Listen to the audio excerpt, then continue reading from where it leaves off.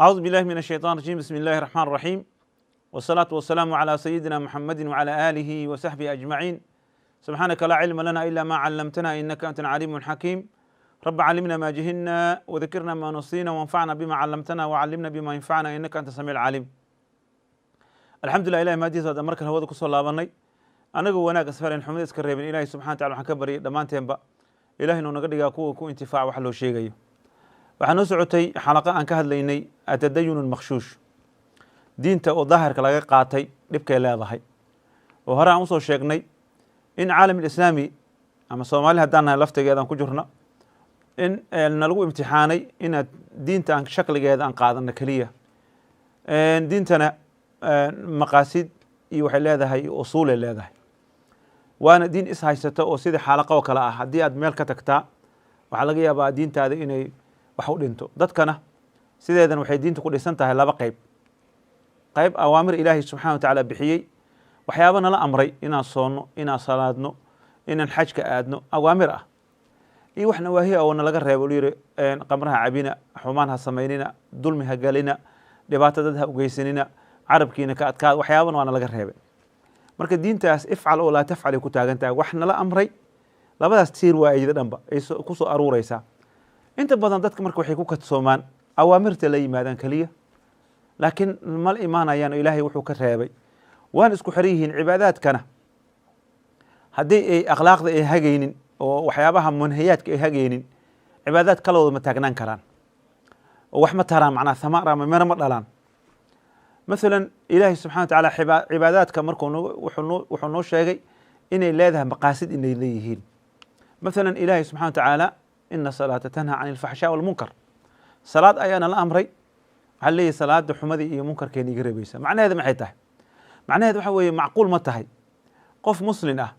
oo safka hore salaad kasta jamco ku tukada, ama qof muslim oo salaad aan ka tegin oo haddana laakiin markuu masaajid ka soo baxo diinta dhan masaajidka soo dhigayo. soomaali haddaanana waxyaabaha nalagu imtixaanay ka mid tahay. maqaayadu ay fadhiyaan fardi ku diraan fadhinaa, salaadii al aqimayaa kulligeen waa baxayna masaajidka aadayna, ninna haarayo ma laha. maasha allah, dad salaad jeclaanahay. markaa masaajid ka soo baxna kobaha meeshaan ka soo gashanayna masaajidka aan diinta ugu soo tagna, halkaana ammaanayna. nin kasta wuxuu rabo ku hadli karaa. ilahina wuxuu leeyay salaada waxaa weeye waxaa lagu fard yeelaba xikmadeeda maqsadkeeda wuxuu yahay tanhaa can ilfaxshaa walmunkar, munkarkay kaa reebaysaa iyo faxshada. macquul ma taha marka nin hadda salaad casri tukaday ama dad kooxo ah oo muslimiin oo soomaali ah oo hadda masaajidka wada galay,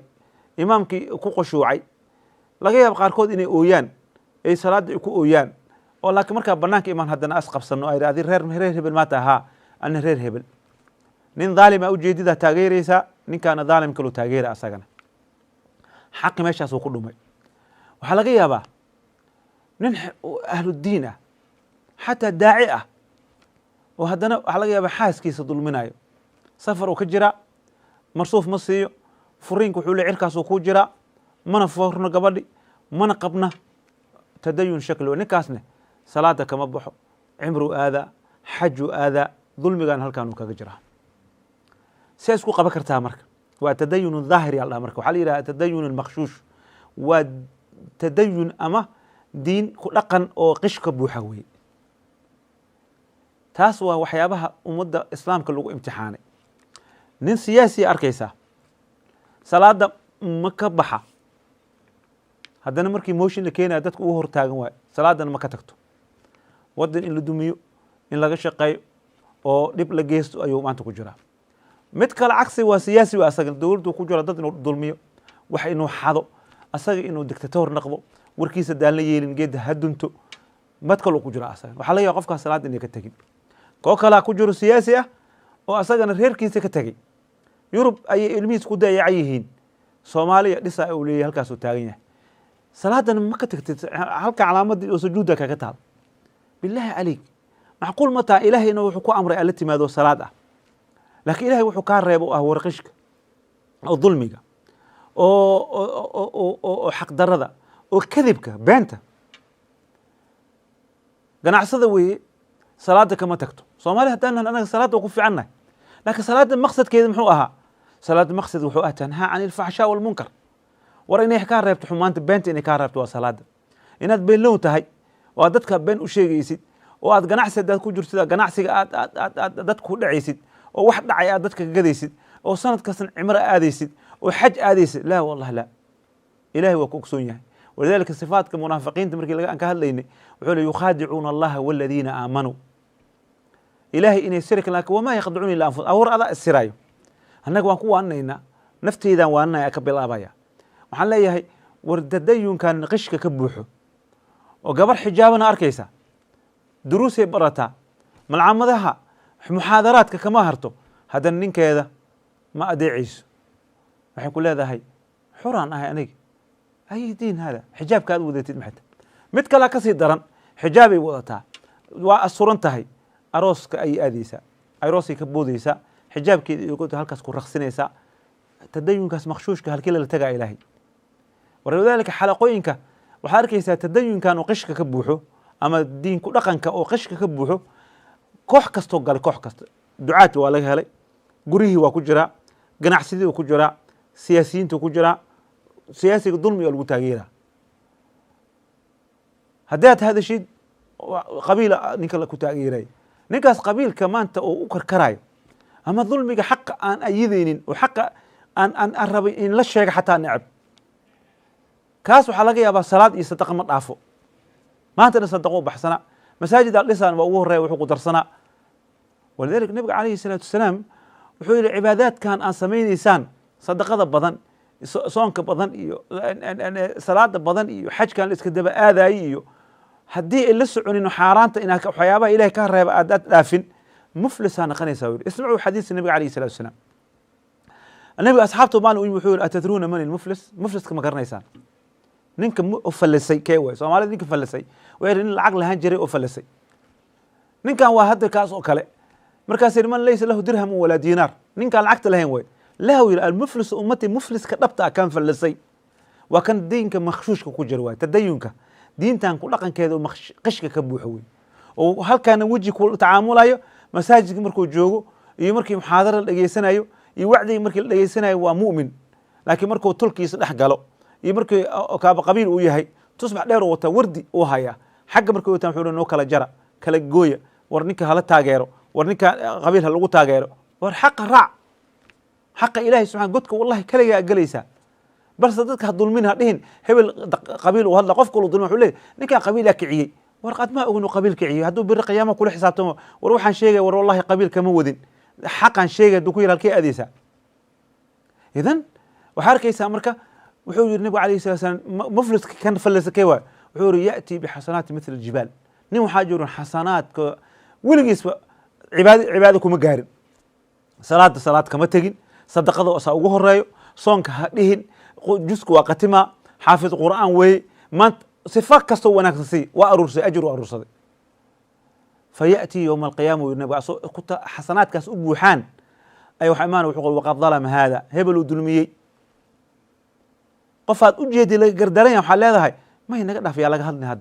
hadda yaa laga hadla hadda maa laga hadlaa ninkii ka hadlaa aad dagaal ku qaadaysaa muxuu u hadlay adigoo dulmi taageeraya ninkii xaqa sheega waxaa leedahay muxuu u sameeyey muxuu ula jeedaa war xaqa markaas wuxuu nabiga alayhi salaam ajirkiisa la qaadana ajirkii laga qaadana marka dadaa dad u shaqeeyohaya dad badan oo ku talagalayo inay soon iyo salaad ka tegin daday u shaqeeyohayaan dad kale cibaadaadkaas u sameeyohayaan markaasuu xasanaadka laga qaada xataa uu nabiga alayhi salatu wasalaam u gaaray marka dambe oo yidhi markii xasanaadka laga dhamaysto ayaa mafayati nin kala imaanaya haddana wuxuu leeyahy ilahay ninkan waa i dulmiyaasna xaqayga u qaatay guri u dhacay maal agoonu cunay dhaxal oo dadka ka dhacay salaada iyo wadaad waay xawaalada u furan waxbuu kala dawmarinaya in allah laa yandur ilaa suwarikum ilahay shakligeena iyo saa u libisanahay lama fiirina camaasheenu ilahay fiirina maxaa qabatay faman yacmal mithqaala daratin khayran yara waman yacmal mithqaala daratin shara idan halkaas waxaa u leeyahy marka ajirka waa laga qaatay ninkaan muxusinaa wuxuu yidhi kii uu dulmiya dembiga laga soo qaadayo fa yu'qadu min xasanaati ninkaasa xasanaad dembiga laga soo qaada uma yutrax fi naaru nabiga alayhi salatu wasalaam aw soonkaaga iyo salaadaadi war yaa ku kadsoomin xaqa fiiri xaqa bini aadamka iyo xaqa ilaahay ayaa rajo leh in lagu cafiyo war kan salaada ka taga kan oo aan soomin ayaa rajo leh ilahay inuu cafiyo laakiin ilaahay nin xaqdaduu galay ama dulmi taageeray ama qalbigiisa qabiil iyo qurinka buuxo ninkii aan xaqa aan rabin kaas ilaahay subxaanahu watacaala ilaa oo bini aadamka ka cafiya ma ka cafinayo man kaana cindahu madlamatan min akhiihi falyataxalalhu al'aana yiri nabiga calayhi salatu wasalaam war ninka dulmiyow faadimo u sheegay gabadhiisa u sheegay wuxuu wax ilaahay xaggiisa waxaan ku qaban kara ma laha laa shafeeco walaa wax ku tarin mankii walaalkiis dulmi wuxuu xadda xaqiisa u celiyo maalin waxaa imaano laa yanfacu maalin walaa dirham iyo diinaar ay anficina imaanayso billahi calayk soomaali haddaanana xaqiyaba xaqi maxaa u hadashay xaqiyaa laga hadlin dulmi dadka lagu taageero waxaan doonaynaa inaa ilaahay subxana watacaala na halaago halaag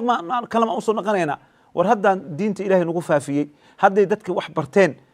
waxaa naga dhimi keliya shaydaanun akhris yaa naqanin shaydaan af daboolan yaa naqanin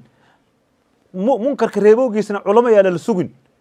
dadaa waxay u qaateen diinta inay culamo leedahay culamada may ka hadasho man ra'aa minkum almunkara falyugayir biyadihi war ninkii munkar arkow meeshaad joogtid ka inkir nin xumaan ku jiro walaalka ahaad aabbaha ahaad in adeerka war xumaana ku jirtaa dulmi ma qaadanayna dheh dadka in la adoonsado maaha masta istacbadtum الnaas waqad waladatum ummahatum axraara cumar bn khataab baa yiri war dadka inay dadka xabsi ugu jiraan ma aha xaqa in laga hadli kara waay wax haddaan qalda nafteydii shaydaani ka ahaatay haddaan saxna tawfiiqda ilaahay subxaanaka allah wabxamdika ashhadu an la ilaha illa anta astaghfiruka wa atuubu ilayh wasalaamu calaykum waraxmat ullahi wabarakaatu